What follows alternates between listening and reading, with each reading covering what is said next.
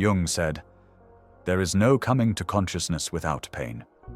And that's the part nobody wants to hear, because when you start to wake up, really wake up, it doesn't feel like enlightenment. It feels like loss. You lose the comfort of your illusions. You lose your identity. Sometimes you lose the people who once felt like home. Awareness isn't a warm light washing over you. It's a rupture, a tearing. It's the moment you realize that most of what you believed about life, love, and even yourself wasn't real. That's the pain of waking up. And it's also why awareness hurts before it heals. People like to romanticize awareness, as if it's this calm, mindful glow. But the truth? Awareness is a psychological awakening. And like any awakening, it shakes you out of comfort. It's the alarm clock for your soul. And nobody wakes up gracefully. You start to see what others ignore. The small hypocrisies, the way people say they want honesty, yet flinch when it's real. You notice how you learned to suppress what was most alive in you, just to be accepted. That's the first stage of awakening. Shock. Your ego fights to hold on to the old version of reality. It whispers, "Maybe I'm overthinking. Maybe I should just go back to sleep," but you can't. Once you've seen the truth, you can't unsee it. You can only move forward, eyes open, heart heavy, learning how to live in a world that no longer feels the same. Jung called this moment the confrontation with the shadow. But the shadow isn't evil. It's simply the part of you that's been buried under years of pretending. It's everything you denied to stay loved. Everything you hid to feel safe. The anger, the envy, the fear, the need, all of it quietly shaping you from underneath. When you start to awaken, that shadow doesn't stay silent anymore. It rises. It shows up in your emotions, your triggers, your dreams. It's like light pouring into a cave. At first, all you can see is the dust and the chaos. You start noticing the lies you told yourself just to survive. You realize how much of your personality was actually protection. And that's why awareness doesn't feel peaceful at first. It feels like being cracked open, like losing who you were without yet knowing who you'll become. But that's how it works. Every awakening begins as a kind of breaking. The pain is the light entering. You start to see it clearly now. The things you once called just my personality were really just survival patterns dressed up as identity. The way you avoid conflict, over-explain yourself, try to stay useful, or make people laugh at your own expense, all of it was your nervous system trying to keep you safe. You realize the person you thought was you was actually a carefully built defense mechanism. Every trait, every habit, every boundary crossed just to feel accepted. You wore masks so well you started believing they were your skin. And when that illusion cracks, it hurts in a way words can't describe. Because you start to wonder, who am I if I'm not the caretaker, the achiever, the peacekeeper, the quiet one? You look around and realize so much of your life was designed to win approval, not peace. That's the threshold of ego death, the moment the false self begins to dissolve. It feels like dying, but you're not. You're just waking up from a very long sleep. This is the point Jung called individuation, the moment your psyche starts pulling together everything you've buried, denied, or tried to forget. It's not about becoming a better version of yourself. It's about becoming whole, merging the shadow with the self, letting your hidden truths breathe again. But here's the part people never tell you. Individuation doesn't feel like growth at first. It feels like demolition, like watching the old scaffolding of who you thought you were collapse in slow motion. The you that tried so hard to meet expectations, to fit neatly into what others could love or understand, starts to crumble. And your mind will fight it. You'll feel waves of restlessness, confusion, even grief. You'll ask yourself, why can't I just go back? Why can't I be normal again? But normal was never peace. It was suppression. It was a kind of numbness that kept you safe but small.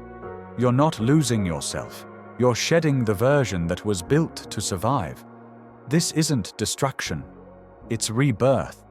The pain you feel now is consciousness stretching into new space. You're not broken. You're finally waking up. If you've ever felt like waking up made you lonelier instead of lighter, you're not imagining it. The deeper your awareness grows, the more it separates you from the noise. You start seeing the invisible, the tiny micro-expressions, the defensiveness behind someone's laughter, the way people lie just to hold their identities together. It's not judgment, it's recognition. You've lived in those masks too. But the problem is, once you see these patterns, in others and in yourself, you can't unsee them. You start catching the tension behind someone's smile, the fear behind their control, the pain hiding inside their perfectionism. And it changes how you move through the world. Conversations feel heavier, crowds feel louder. You begin to crave honesty the way others crave comfort. That sensitivity can feel unbearable at first. You'll wish you could go back to ignorance, to belonging, to the illusion of peace. But that's the paradox of awareness. It isolates you so you can see clearly. It hurts you so you can finally understand. This is the dark psychology of awakening. It doesn't just reveal others, it exposes you. Every fear, every shadow, every buried emotion rising to be seen.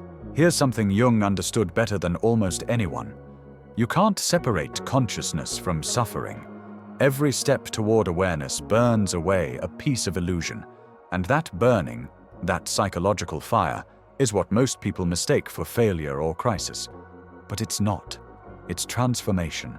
The light of awareness always casts a shadow, and the deeper you go into yourself, the more shadows you'll meet.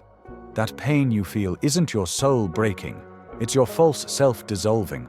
The part of you that believed, I'm safe if I'm liked, I'm worthy if I'm needed, I'm real if I'm understood. That's the ego talking, fragile, hungry, addicted to approval. And when awakening threatens that, the ego panics, it clings to control, to comfort, to anything familiar. You'll catch yourself reaching for distractions, scrolling, working, chasing affection, even using spirituality as another escape route. But awareness has a way of stripping those defenses bare. You realize nothing external can quiet the chaos inside. The only way out of awakening is through it, through the ache, the doubt, the surrender. That's where real consciousness begins. This is the cost of consciousness, the quiet, brutal exchange you make when you choose truth over comfort. It's not about becoming better, more positive, or more productive. It's about becoming real. And realness always asks for something in return. You lose illusions, the stories that once made you feel safe, but you gain clarity. You lose comfort, the predictable rhythm of old habits, but you gain freedom. And freedom, at first, doesn't feel peaceful. It feels raw. You start to see life without filters, and that kind of honesty can sting. You'll sit in silences that used to scare you. You'll face emotions you once buried. Truth won't always feel good, but it will feel clean, like the air after a storm. That's the paradox Jung pointed to again and again. Awareness hurts before it heals. Consciousness asks for a death, the death of who you thought you were. Only through that loss can something new take shape, a self that's not built from conditioning or survival, but from wholeness. You don't become perfect. You become integrated. So if you're standing in that strange in-between, where everything you once relied on feels unstable, where nothing quite fits anymore, stay there. Don't rush to patch it up or escape it. The pain of waking up is temporary, but the peace that comes after is something you'll carry for life. This is the space where transformation quietly takes root. Even when it feels like everything is falling apart, you might feel detached, unsure, or even like you're losing your mind. But you're not. You're shedding what's false. You're releasing the version of you that was built to survive, not to live. Jung called this the path of individuation, the slow, sometimes painful journey toward wholeness. So if this resonates with you, if you're walking through that uncomfortable space between your old self and who you're becoming, take this as your reminder. You're not broken. You're not crazy. You're in transition. And transitions always look like chaos before they become clarity. Keep going. You're not falling apart, you're waking up.